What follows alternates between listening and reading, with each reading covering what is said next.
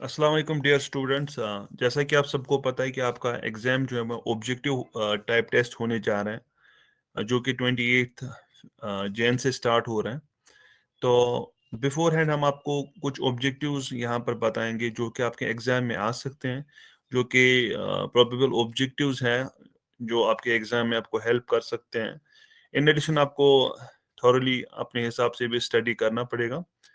तो सम ऑफ दी जो basic objectives जो कि आपके सब्जेक्ट यानी कि एजुकेशन में आ सकते हैं, तो उनके बारे में आज हम डिस्कस करने जा रहे हैं। तो फर्स्ट जो आपका पहला यूनिट है, जिसमें कि आपको डिफरेंट एजुकेशन सिस्टम्स पढ़ने हैं, दैट टू एंशिएंट सिस्टम्स। उसमें सबसे पहला सिस्टम जो था, जैसे कि हमने क्लास में भी डिस्कस किया था, वैदिक एजुकेशन पीरियड। वैदिक एजुकेशन के पीरियड के बारे में आपको क्या-क्या ऑब्जेक्टिव्स आ सकते हैं, तो वो आपके स्क्रीन पर है।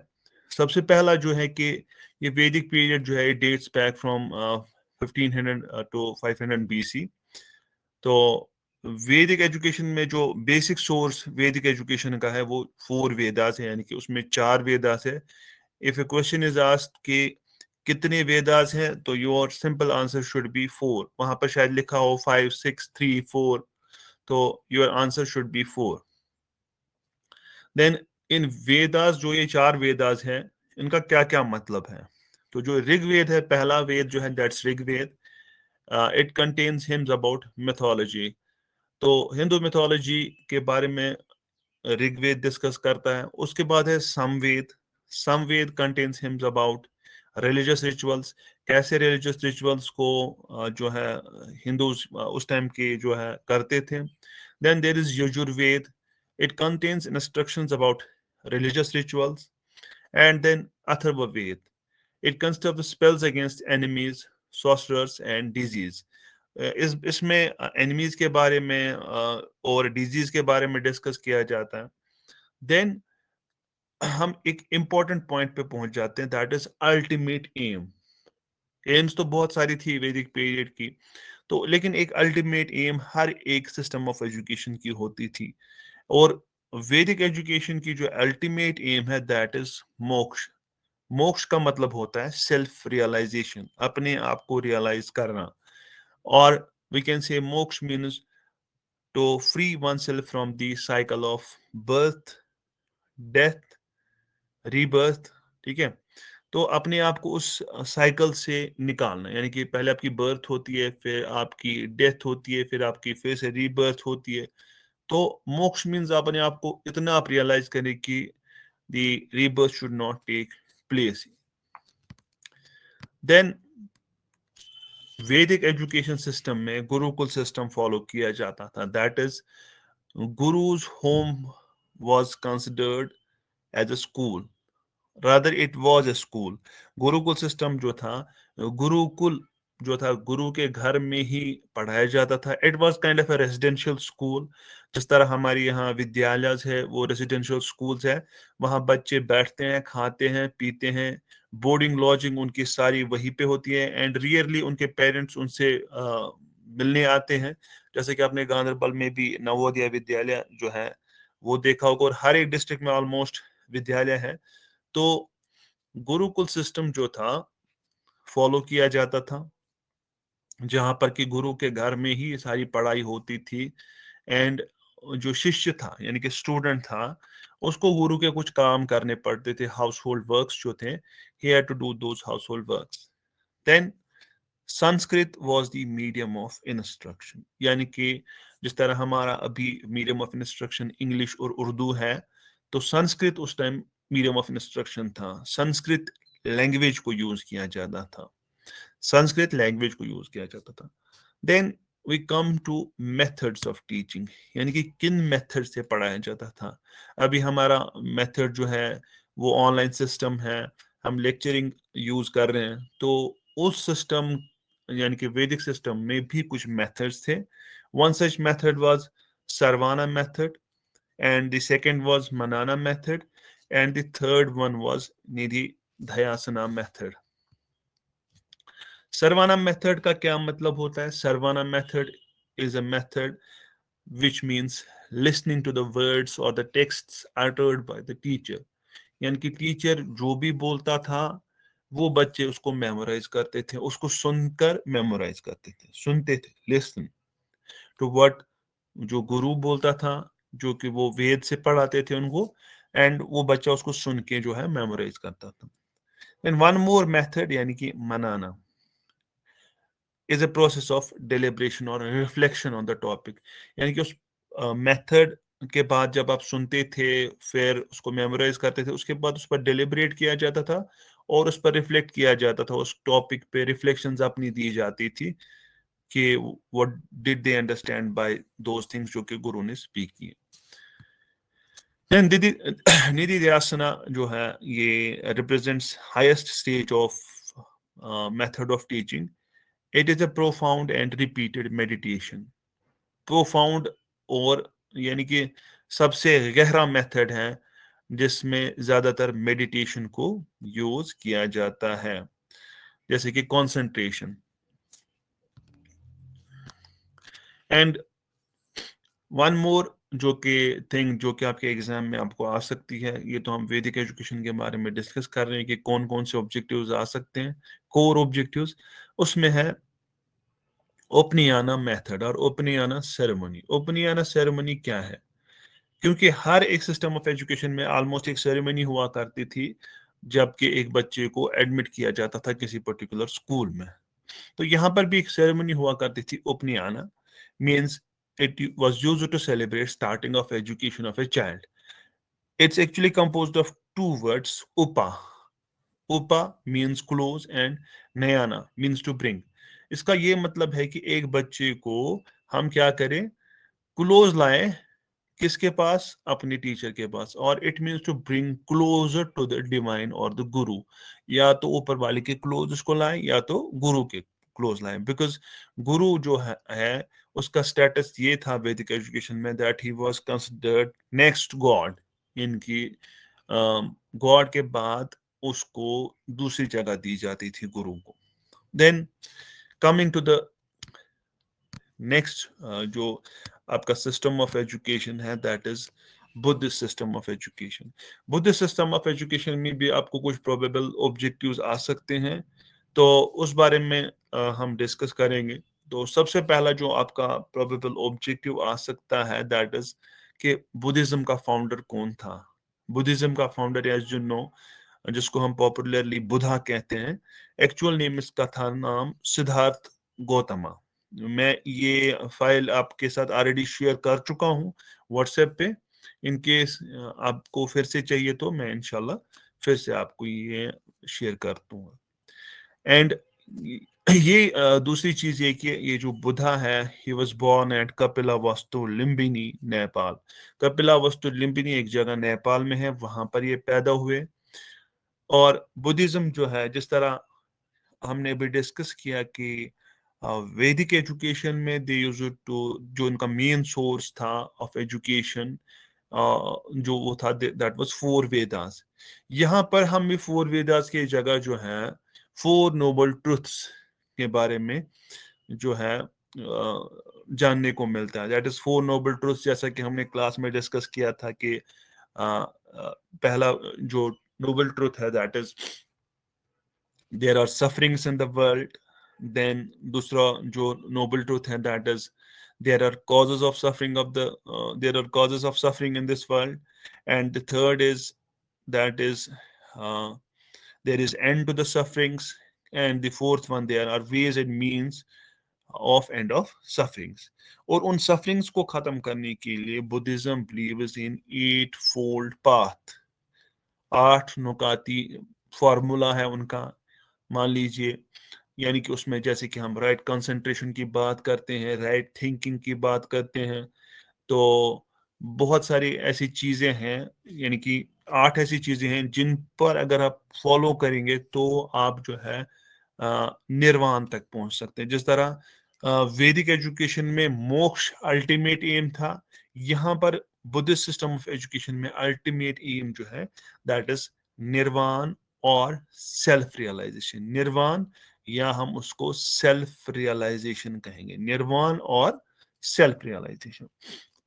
एंड यहाँ पर भी सेरेमनी हुआ करती थी, यानी कि जिस तरह वी हैड सेरेमनी ऑफ उपनयना इन वैदिक एजुकेशन, बुद्धिस्ट सिस्टम में हमारे पास 2 किस्म की सेरेमनीज हुआ करती थी। यानी कि आपको ऑब्जेक्टिव फॉर एग्जांपल ये आ सकता है कि बाबाजा सेरेमनी जो थी वो क्या हुआ करती थी, was that for higher education or for the lower education। तो पाबाजा सेरेमनी जो थी it was an initiation ceremony, यानी कि जब एक इंसान की एजुकेशन स्टार्ट होती थी तो Pabbajja actually it means to go out or going out, निकल जाना। यानी कि एक बंदा जो था अपने घर को छोड़ के he used to go to the school, because it was during Buddhist period. जो एजुकेशन था वो गुरुकुल से बाहर निकला, यानी कि गुरुकुल जो था अब होम रेजिडेंशियल स्कूल नहीं था, अब होम स्कूलिंग जो गुरु के घर में हुआ करती थी वो खत्म हुई थी। और for the first time schools and universities were established. It was in Buddhist period. ये आपको याद रखने की जरूरत है कि बुद्धिस्ट पीरियड में ही स्कूल्स और यूनिवर्सिटीज खुली, यानी कि एस्टेब्लिश की गई, ठीक है। और उन स्कूल्स का नाम या यूनिवर्सिटीज का नाम रखा गया था जैसे कि इंग्लिश में मोनेस्ट्रीज कहते हैं या विहार या संघ्स उनको बुद्धिस्ट लैंग्वेज में कहते हैं। तो अकॉर्डिंग टू दिस सेरेमनी जो थे स्टूडेंट्स जो थे they were admitted to monasteries and उनको सारे जो वर्ल्डली डिजायर्स थे उनको रिनाउंस करना पड़ता था, यानी कि छोड़ना पड़ता था। एंड मिनिमम एज जो थी for Pabbajja ceremony that was 8 years. 8 साल का जब बच्चा होता था तो उसको जो है हम क्या कहते हैं उसको पाबाजी सेरेमनी के लिए उसको हम विहार या संघ या मोनेस्ट्री जो भी आप कहे कि स्कूल भेजा करते थे। And then there was one more ceremony that was Upasampada. Upa means higher. तो उपसंपादा जो थी, जब एक बच्चा अपने 12 साल की एजुकेशन कंप्लीट करता था, यानी कि जब वो 20 साल का होता था, then there was a kind of a test, ठीक है, for students who wanted to go for higher education, जो कि हायर एजुकेशन के लिए जाना चाहते थे। तो उनके लिए क्या था, एक उपसंपादा सेरेमनी होती थी at the age of 20 for those who were considered for higher education, जिनको हायर एजुकेशन के लिए कंसिडर किया जा सकता था। And Buddhist system of education, जैसे कि आपने वैदिक एजुकेशन में हमने डिस्कस किया कि Sanskrit was the medium of instruction. यहाँ पर संस्कृत नहीं थी बल्कि यहाँ पर पाली लैंग्वेज यूज होती थी, PALI, पाली लैंग्वेज। पाली लैंग्वेज यूज हुआ करती थी। और जो बुद्धिस्ट स्क्रिप्चर्स हैं, यानी कि बुद्धिस्ट जो स्क्रिप्चर थे, they placed emphasis on learning and teaching of Buddha through scriptures, जिनको हम ट्राइपीतकास या त्रिप्तिकास कहते हैं। और वो 3 त्रिप्तिकास क्या है, दैट इज द सुत्ता, यानी कि सुत्ता पीतक, विनया पीतक एंड अभिधमा पीतक, जो कि बुद्धिस्ट टीचिंग्स के लिए जरूरी है, यानी कि एक बुद्धिस्ट फॉलोवर के लिए ये जानने की जरूरत है कि वो इन तीनों त्रिपिटकास को पढ़े। विहार, संघ और monasteries way the centres of learning. जैसे कि मैंने एज स्टेटेड अर्लियर कि विहार, संघ और मोनेस्ट्रीज जो थी वो सेंटर्स ऑफ लर्निंग थे, जबकि वैदिक एजुकेशन सिस्टम में सेंटर्स ऑफ लर्निंग जो था that was the residential school, that is Gurukul. University education जो थी that was started in Buddhist period. अगर आपको एक ऑब्जेक्टिव ऐसा है कि which system of education is known to have started university education or which system of education is known to have initiated the schooling system, so that should be your answer should be Buddhist system of education। तो some prominent universities जो कि उस time जानी मानी जाती थी, जिस तरह आज हमारे पास कुछ प्रोमिनेंट यूनिवर्सिटीज में इंडिया में प्रोमिनेंट यूनिवर्सिटीज है, जैसे कि दिल्ली यूनिवर्सिटी है, जामिया मिलिया इस्लामिया है, अलीगढ़ मुस्लिम यूनिवर्सिटी, जो कि डिफरेंट IIMs है या IITs है या डिफरेंट प्राइवेट इंस्टीट्यूशंस भी है। तो उस टाइम जो प्रोमिनेंट यूनिवर्सिटीज थी उनमें से एक नालंदा थी, दूसरी जगदाला यूनिवर्सिटी थी, और तीसरी उदिनतपुर थी, और चौथी विक्रमशाला यूनिवर्सिटी थी, जो कि प्रोमिनेंट यूनिवर्सिटीज थी। इसके अलावा बहुत सारी और बहुत सी यूनिवर्सिटीज थी। मैं 4 प्रोमिनेंट यूनिवर्सिटीज की बात कर रहा हूँ. Then we come to the last topic of first unit, that is Muslim education. Muslim education period. Muslim education period जो है, it started in 11th century and continued up to the end of 17th century. 17th century तक ये चलता रहा. अब जिस तरह ultimate aim हमने वैदिक एजुकेशन में पढ़ी, that was moksha, that is self realization. इसी तरह हमने बुद्धिस्ट सिस्टम ऑफ एजुकेशन में अल्टीमेट एम पढ़ी, that was nirvana. And in Muslim education ultimate aim जो था, that was propagation of Islam. Though some people say that ultimate aim जो था, that was नजात, यानी कि नजात पाना अपने गुनाहों से. तो as per the texts, it is propagation of Islam. Then जिस तरह हमने पढ़ा कि वैदिक एजुकेशन में जो थी Sanskrit language as a medium of instruction थी, बुद्धिस्ट में पाली थी, and in Muslim education we had a different language, और language I should say that is Arabic and Persian जो था, उनको मीडियम ऑफ इंस्ट्रक्शन के तौर पर इस्तेमाल किया जाता था. एंड नाउ लर्निंग सेंटर्स, जिस तरह आपने देखा कि लर्निंग सेंटर जो वैदिक एजुकेशन में था, दैट वाज गुरुकुल सिस्टम और residential school. And then in Buddhist system of education आपने पढ़ा कि संघ था या विहार जिसको कहते थे, वो सेंटर ऑफ लर्निंग था. मुस्लिम एजुकेशन में जो सेंटर ऑफ लर्निंग थे, दो बड़े सेंटर्स ऑफ लर्निंग, यानी कि कैटेगराइज किया गया था इसको दो सिस्टम्स में, that is maktabas and madrasas. Maktabas jo the, they were primary education centers which focused on learning of 3 R's, that is reading, writing, and arithmetic. And madrasas jo the, they were the centers of higher learning, where degrees were awarded, such as the degree of alim, fazil, mufti, maulvi, hafiz. Different degrees जो थी वो बच्चों को जो दी जाती थी. तो मकतबास, ठीक है, मकतबास में 3 R's पढ़ाए जाते थे. रीडिंग राइटिंग पर फोकस था, और बेसिक जो कुरान पढ़ना या बेसिक कुरान जो नॉलेज थी वो दी जाती थी. लेकिन मदरसास में हायर एजुकेशन दी जाती थी. और जो करिकुलम था मदरसास में, that was dominated by theology, यानी कि मोस्टली जो करिकुलम था, that was about, for example उसमें ज़्यादातर हम फोकस करते थे फिक़्ह, कुरान, हदीस, जो भी डिफरेंट किताबें थी as far as Muslim religion is concerned, उनको पढ़ाया जाता था.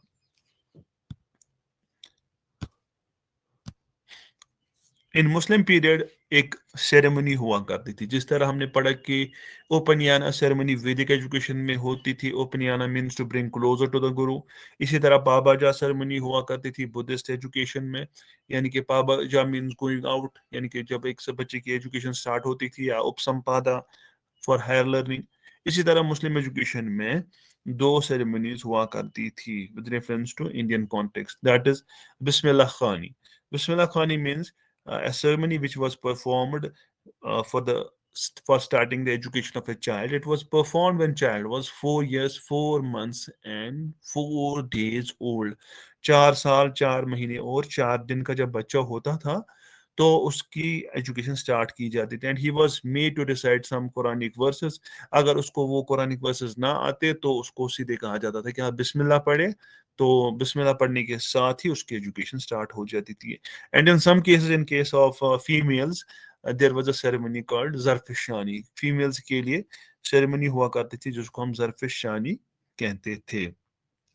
एंड मकतबास में जो टीचिंग का मेथड जो था, that was mostly direct and oral method. Direct method, oral method, memorisation और रोट लर्निंग, जो कि आजकल भी हमारे डिफरेंट इंस्टीट्यूशंस में यूज होता है. Then last but not least, that is education जो था during Buddhist period, sorry Muslim period, it received royal patronage, यानी कि ज्यादातर फंडिंग वंडिंग जो मस्जिद या मदरसे बने, though people contributed a lot, लेकिन रॉयल पैटर्नेज हमेशा हमेशा जो as far as Muslim education in India is concerned, तो हमेशा रॉयल पैटर्नेज मुस्लिम एजुकेशन को मिले. सो मुस्लिम एजुकेशन में भी हमें ये मिलने देखने को मिला कि जो किंग्स थे, they used to fund a lot, जैसे कि different system of education. So these are some of the probable questions जो आपको यूनिट 1 में आ सकते हैं। तो ये आप ये क्वेश्चंस जैसे कि हमने डिस्कस किए, ये these are the just core questions. In addition to this thing कुछ और क्वेश्चंस भी आ सकते हैं, बट कोर क्वेश्चंस जो आपको ऑब्जेक्टिव आ सकते हैं आपके फर्स्ट यूनिट में, वो हमने डिस्कस कर लिए हैं। अब आप में से शायद कुछ लोग ये सोच रहे होंगे कि अब मैं ऐसे ऑब्जेक्टिव चाहिए थे जिसके 4 ऑप्शन होते तो हम एक चूज कर लेते। लेकिन मैं आपको क्या कर रहा हूँ, मैंने आपके लिए काम इतना आसान कर दिया है कि मैंने आपको 4 के बजाय सीधा डायरेक्ट आंसर वाला ऑप्शन दे दिया। अगर आपके पास अब 4 के बजाय 6 ऑप्शन भी हो, तो you can easily do those questions, and I hope कि आप लोगों को ये चीज़ें समझ आ गई होंगी और आपको बहुत अच्छे से ये चीज़ समझ आ गई होंगी। इन केस किसी को कुछ क्वेश्चंस हो या कोई भी चीज़ जो कोई डिस्कस करने जा रहा हो, क्योंकि ये वीडियो जो है हम अपलोड करने जा रहे हैं अपने यूट्यूब चैनल पे, जिस पे आप कोई भी कोई भी क्वेश्चन या क्वेश्चंस हो आपके, वो आप पोज कर सकते हैं ताकि हम उन क्वेश्चंस का जवाब दें, या डायरेक्टली आप मुझे कांटेक्ट भी कर सकते हैं। You all have my contact number, तो आप कांटेक्ट करके मुझे डायरेक्टली क्वेश्चन पूछ सकते हैं। Once again thank you for your patience. Thank you.